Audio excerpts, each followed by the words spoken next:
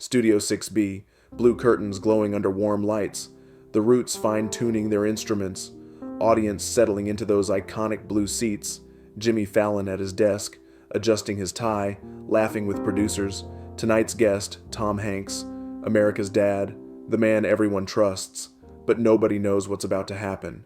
In the next 3 minutes, the entire studio will remember why stories matter more than anything.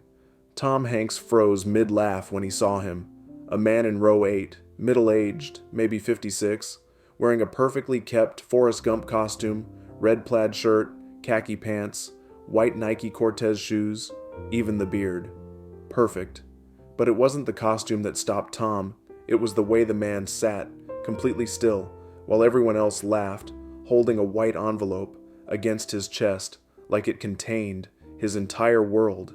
It was supposed to be another fun Tonight Show interview, Tom Hanks promoting his latest film, Jimmy Fallon ready with impressions and games, the Roots setting up that legendary Studio 6B energy, 240 people packed in, each one excited, to see America's favorite actor, standard Tuesday night.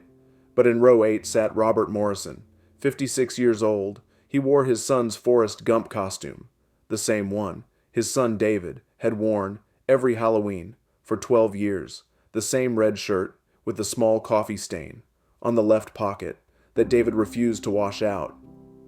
It's part of Forrest's journey, Dad.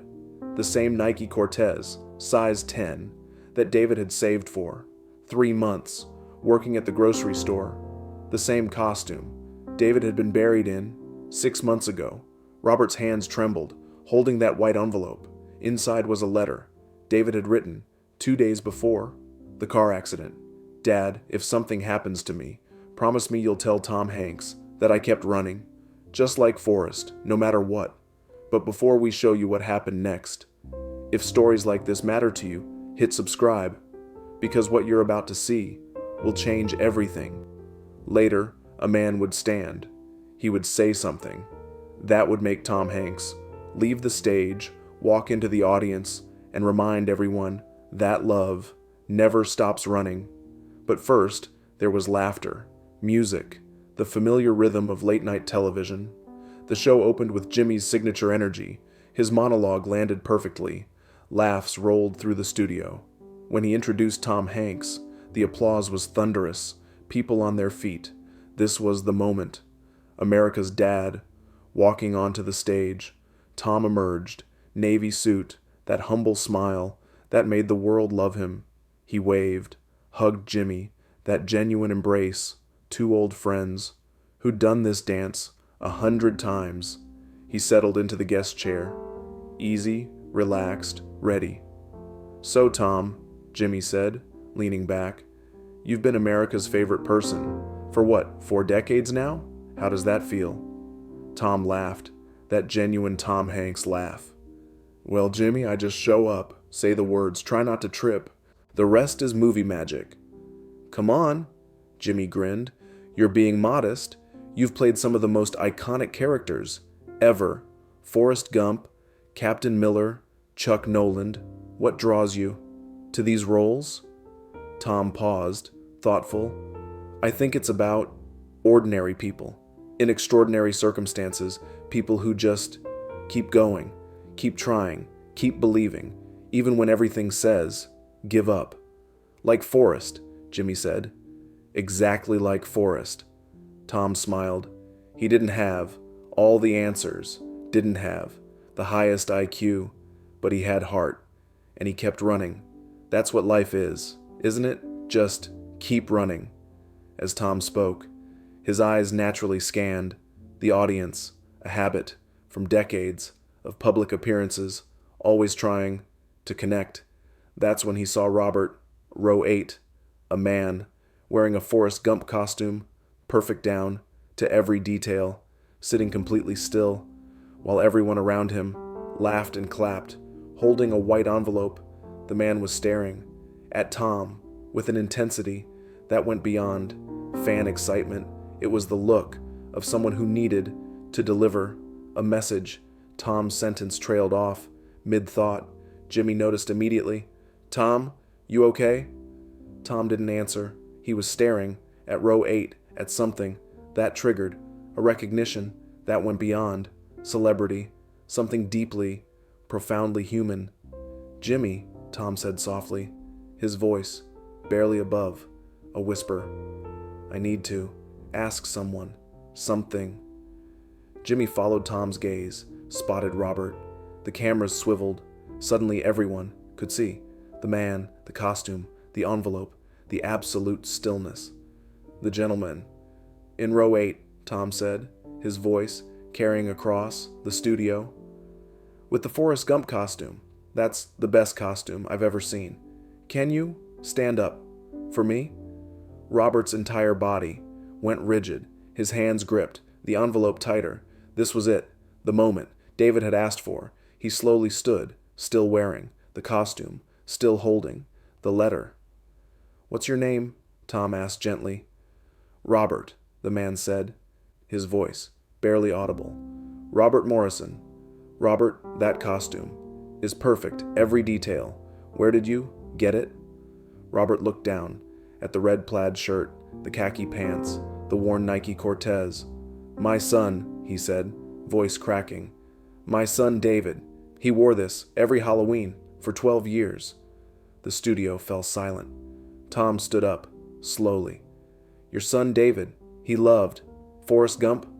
Robert nodded, unable to speak, for a moment, when he found his voice. It came out, raw, broken. He loved Forrest more than anything. He said Forrest taught him that life is like a box of chocolates, but also that you have to keep running no matter what happens to you. Tom felt tears forming. "Loved," he repeated softly. Past tense. Robert's face crumbled.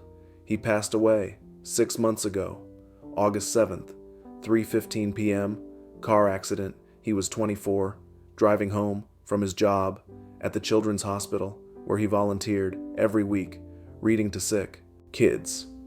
Jimmy stood, silent. The audience held its breath. Tom didn't ask permission. He walked off the stage, directly into the audience, toward Robert. People shifted, creating space. When Tom reached row 8, he stood, eye level, with Robert.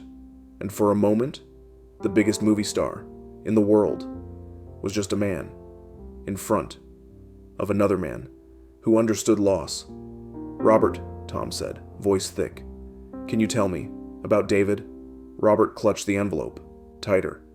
"He was the kindest person I ever knew. When he was 8, he saw Forrest Gump. For the first time, and something changed in him. He started running every morning before school. He said if Forrest could run across America, he could run, to become strong, to help people. He ran every day," Tom repeated, "every single day, rain or shine. He'd put on these shoes." Robert looked down at the Nike Cortez on his own feet. He wore them until they fell apart. Then he'd save up, buy another pair, exact same model. He ran in high school, then college, not because he was the fastest, but because he loved the feeling of moving forward. Tom touched the red plaid shirt gently. "And this costume?" "He wore it every Halloween, from age 12 to 24. People would laugh, tell him to pick something new, something cool. But David said Forrest was cool, because Forrest never gave up on anyone. He kept that costume perfectly preserved. He dry cleaned it every year, he said. One day, he'd meet you, tell you himself what Forrest meant to him." Robert's hands shook as he held up the white envelope. 2 days before the accident, he wrote this. He always wrote letters by hand. He said, "Words mean more when you write them." This one he gave to me, said, "Dad, if something ever happens to me, promise me you'll give this to Tom Hanks. Tell him I kept running." Tom took the envelope with infinite care, like he was holding something sacred. "May I?" he asked. Robert nodded, through tears. Tom opened the envelope, pulled out a single page, handwritten, in careful, deliberate letters. He began to read, out loud. so everyone could hear. Dear Mr. Hanks, my name is David Morrison. I'm 24, and Forrest Gump changed my life. When I was 8, I watched your movie, and I learned that being different doesn't mean being less, that kindness is the bravest thing, that life keeps moving, even when it hurts, and most important, that you have to. Keep running. I've run every single day since then, not because I'm running from something, but because I'm running toward being the person Forrest taught me to be. If you're reading this, something happened to me, but I want you to know I kept running right up to the end, and wherever I am now, I'm still running. Thank you for giving the world a hero who taught us that love and kindness are the only things that really matter. Keep running. David Morrison. Tom's voice broke on the last words. Tears streamed down his face. The studio was completely silent. Even the roots had stopped moving. Tom looked at Robert. He kept running. Every day, Robert whispered. Even the morning of the accident, he ran 6 miles before work, came home, kissed me on the forehead, said, "Another day, another run, Dad." Those were his last words to me. Tom pulled Robert into a hug right there in the middle of the audience, in front of cameras, in front of millions who would eventually watch this. And Robert collapsed into Tom's arms the way a son collapses into a father's embrace, and they stood there, 2 men connected by a third who was gone, but whose love kept running.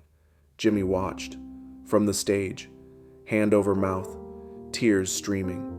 He didn't interrupt, didn't cut to commercial, didn't do anything except witness something sacred. After a long moment, Tom stepped back, still holding Robert's shoulders. David's letter says he kept running right up to the end, and I believe he's still running wherever he is. Tom addressed the entire studio. I've played Forrest Gump for over 30 years. People tell me all the time how that movie changed them, but I'm just an actor. I pretend. David lived it. He took a character and made it real. That's the real magic. Not what I did on screen, but what David did every single morning when he laced up these shoes and ran, because he believed in something bigger than himself. He turned to Robert. You're wearing his costume. You're honoring him in the most beautiful way, but I want to tell you something. David is still teaching us right now through this letter, through your courage to stand here and share him with all of us. Robert pulled something from his pocket, a small object wrapped in tissue. He handed it to Tom. This was David's, his good luck charm. He carried it in every race, every run, every important moment. Tom unwrapped it. A small plastic figurine of Forrest Gump sitting on the bench, worn smooth from years of being held. Robert, I can't take this. David would want you to have it because you gave him Forrest, and Forrest gave him everything.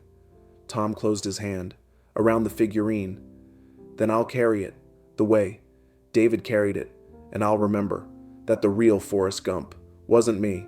It was your son who ran every day, who loved without limits, who kept going even when the world said stop. Tom looked at Jimmy. Could we have complete silence? Jimmy nodded, understanding completely. I want everyone to close their eyes, Tom said softly, and think about David running every morning before dawn while the world slept. He was out there running, not for medals, not for fame, but because he believed in moving forward.